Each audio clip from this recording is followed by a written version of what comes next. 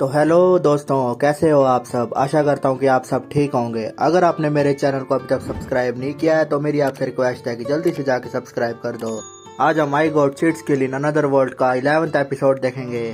तो चलिए बिना देरी करे हुए शुरू करते हैं। एपिसोड की शुरुआत में हम देखते हैं कि सीनियर डायरेक्टर और वो मैनेजर आपस में बात कर रहे होते हैं। हम देखते हैं कि सीनियर डायरेक्टर वो मैगजीन देख रही होती है जिसमें युवा की फोटो छपी होती है और वो मैनेजर से कह रही होती है, देखो कितनी शानदार मैगजीन आई है।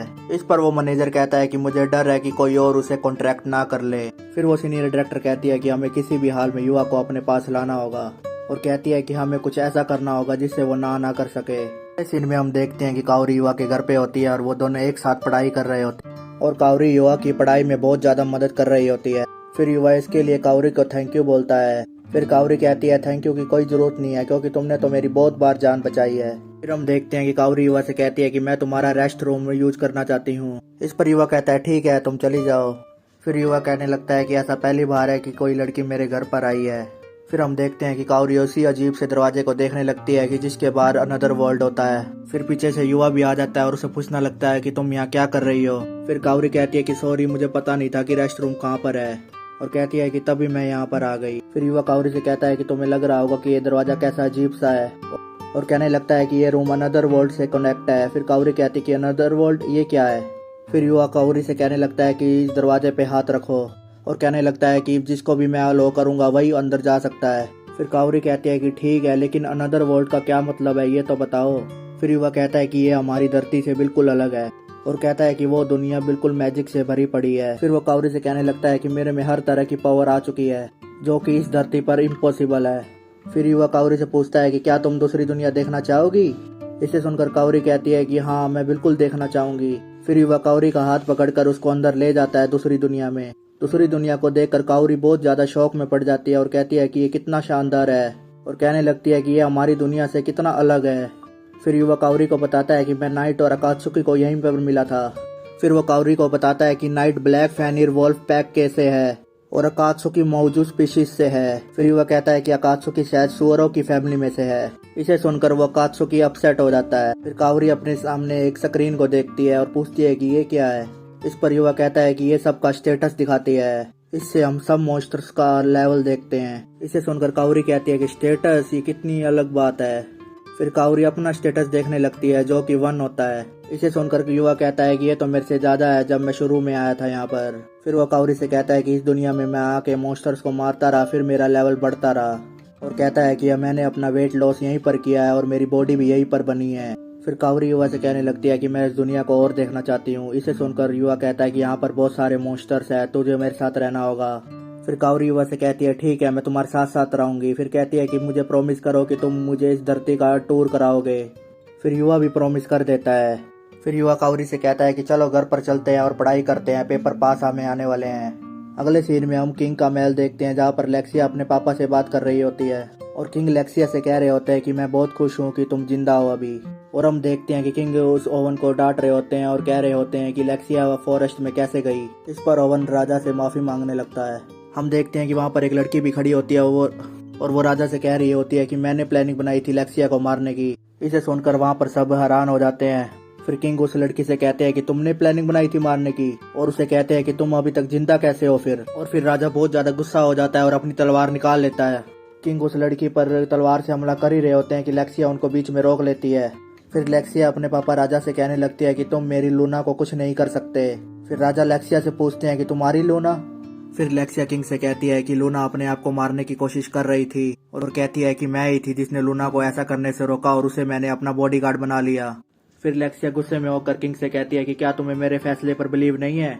इसे सुनकर किंग भी हार मान लेते हैं। फिर किंग लूना से कहते हैं कि मेरी बेटी ने तुम्हें बॉडीगार्ड चुना है, तुम उसकी हमेशा रक्षा करना। फिर लूना कहती है कि ठीक है मैं उसकी रक्षा करूंगी। फिर अगले सीन में हम देखते हैं कि राजा ओवन से कहता है कि इस लड़की पे भरोसा मत करना और इस पर नजर रखना।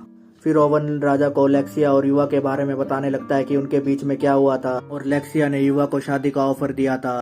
इसे सुनकर राजा ओवन से कहता है कि लेक्सिया को पता नहीं कि वो इंसानों की दुनिया में रहता है और कहने लगता है कि मैं बिल्कुल नहीं चाहता कि वो इंसानों के घर पर रहे। इस पर ओवन भी कहता है कि मैं भी नहीं चाहता कि वो वहाँ पर रहे। फिर हम देखते हैं कि राजा को बहुत ज्यादा गुस्सा आ जाता है। राजा कहने लगता है कि मैं लेक्सिया और युवा को करीब नहीं आने दूंगा और फिर राजा कहता है कि मैं इस तलवार से युवा को काट डालूंगा।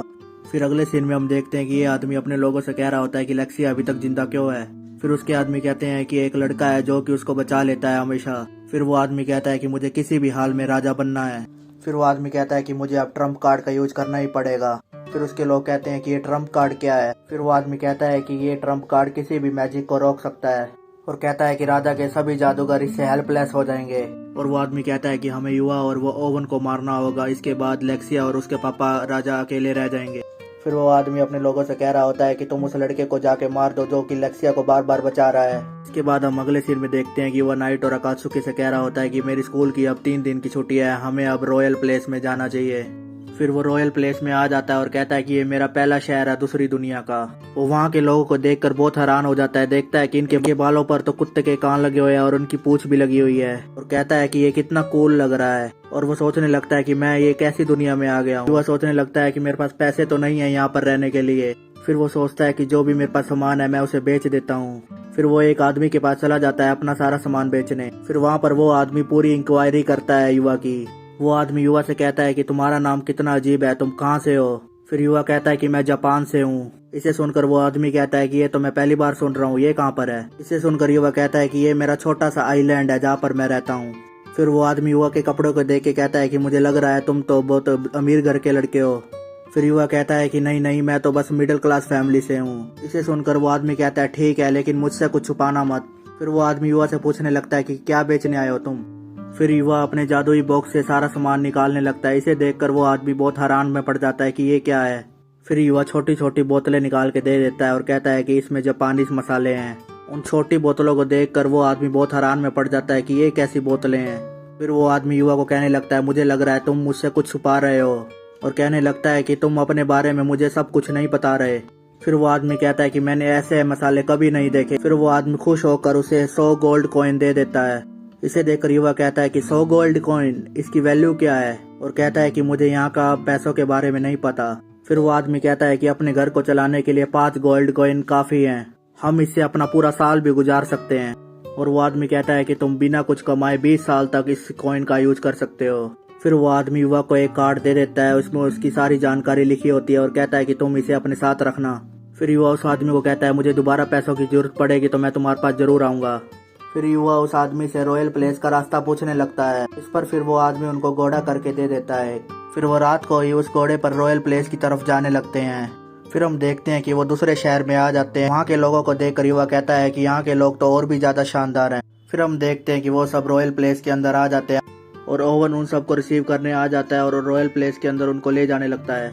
वहाँ के गार्डन को देख के युवा कहता है कि कितने शानदार हैं ये। ओवन युवा से कहता है कि मैं बहुत सरप्राइज हूँ कि तुम बहुत जल्दी आ गए। इसे सुनकर युवा कहता है कि मैंने आपको परेशान तो नहीं कर दिया। फिर ओवन कहता है नहीं, बिल्कुल नहीं। फिर युवा ओवन से पूछता है कि अब हम कहाँ जा रहे हैं। इस पर ओवन कहता है कि हम ऑडियंस रूम में जा रहे हैं। इसे सुनकर युवा हैरान हो जाता है और कहने लगता है ऑडियंस रूम। फिर युवा सोचने लगता है कि मैं राजा के सामने कैसे जाऊंगा, और कहने लगता है कि मेरे पास एटिकेट्स भी नहीं है राजा के पास जाने के। इसे सुनकर फिर वो ओवन हंसने लगता है और कहता है कि चिंता मत करो, राजा तुम्हें कुछ नहीं कहेंगे। फिर हम देखते हैं कि वो अंदर आ जाते हैं राजा के पास। फिर लेक्सिया भी युवा को हेलो करती है। फिर राजा युवा से पूछने लगते हैं कि क्या तुम वही हो जिसने मेरी बेटी लेक्सिया की जान बचाई थी। फिर युवा कहता है कि हाँ, मैंने बचाई थी। इसके बाद हम देखते हैं कि राजा को बहुत ज्यादा गुस्सा आ जाता है और वो युवा को नाप शनाप बोलने लगता है और राजा उसको मारने आगे बढ़ ही रहा होता है कि उसको ओवन रोक लेता है और कहता है कि हम ऑडियंस रूम में हैं, आप ऐसा नहीं कर सकते। इसे सुनकर राजा कहता है मुझे रत्ती भर भी परवाह नहीं है इसकी। फिर गुस्से को शांत कर वो राजा अपनी सीट पर बैठ जाता है और अपना इंट्रोडक्शन देने लगता है और कहता है कि मेरा नाम अर्नोल्ड है, मैं इस अर्सेलिया किंगडम का राजा हूँ। फिर युवा अपना इंट्रोडक्शन देने लगता है और कहता है कि मेरा नाम युवा टेंजो है। फिर वो राजा युवा से कहता है कि तुम यहाँ पर मेरी बेटी के लिए कुछ भी नहीं लाए। इसे सुनकर फिर वो अपने जादुई बॉक्स से लेक्सिया के लिए गिफ्ट निकालने लगता है। फिर वो उसमें से एक छोटा सा बेड निकाल के रख देता है। इसे देखकर वहाँ खड़े लोग सारे हैरान हो जाते हैं और लेक्सिया भी यह देखकर बहुत खुश हो जाती है और कहती है कि तुम कितने अच्छे हो युवा। फिर वो राजा इस बेड को देख के और भी गुस्सा हो जाता है और कहने लगता है कि तुम मेरी बेटी को सुलाओगे इस बेड पे, और फिर से उसको अनाप शनाप बोलने लग जाता है। फिर ओवन राजा से कहने लगता है कि ये हमारी कंट्री का नहीं है, इसे हमारे रूल्स नहीं पता है। युवा कहता है कि यहाँ के रूल्स। फिर ओवन युवा से कहता है कि इस दुनिया में अपोजिट जेंडर को बेड देना शादी के प्रस्ताव देने के बराबर है। हम देखते हैं कि लेक्सिया मन ही मन में बहुत खुश हो रही होती है और कहती है कि युवा मेरे साथ सोना चाहता है। फिर हम देखते हैं कि युवा बहुत ज्यादा दुखी हो जाता है और कहने लगता है कि मैंने ये क्या कर दिया। राजा युवा को मारने के लिए अपनी तलवार निकाल लेता है। इसी बीच में ओवन और लेक्सिया उसको यह करने से रोकने लगते हैं। वो राजा युवा पर तलवार से हमला करने ही लगता है कि वहाँ पर कुछ लोग आ जाते हैं और वो लोग उन्हें चारों तरफ से घेर लेते हैं। वो लोग कहने लगते हैं कि यहाँ पर कोई भी अपना मैजिक का यूज नहीं कर सकता और राजा से कहते हैं कि तेरी और तेरी बेटी की मृत्यु आ चुकी है। वहाँ पर उन सब की लड़ाई होने लगती है। फिर युवा कात्सुकी से कहता है जो भी इंजर्ड है तुम उसकी जाके मदद करो। फिर हम देखते हैं युवा वहाँ पर भी सबको मार गिराने लगता है। फिर वो आदमी उनसे पूछने लगते हैं कि कौन है तू, कहाँ से आया है। फिर हम देखते हैं कि युवा वहाँ पर अकेला ही सबको मार गिराता है। फिर लेक्सिया वहाँ पर आकर युवा को गले लगा लेती है और कहती है कि तुमने हमारी जान बचा ली। फिर हम देखते हैं कि लेक्सिया अपने पापा को डांट रही होती है और कहती है कि तुमने तलवार कैसे उठाई उस पर, देखो इसने तो हमारी जान बचाई है। फिर ओवन युवा के पास आके माफी मांगने लगता है और युवा से कहता है कि ये किंगडम डेंजर में है, तुम इस किंगडम को बचाने के लिए मुझे अपनी सारी पावर दे दो। और इसी के साथ ये एपिसोड यहाँ पर खत्म हो जाता है। अगर आपको ये वीडियो अच्छी लगी हो तो सब्सक्राइब और कमेंट करना ना भूलें। और इस वीडियो में अगर मेरे से कोई गलती हो गई हो तो मुझे माफ कर देना। तो अब हम फिर मिलेंगे अगले एपिसोड के साथ। Thank you.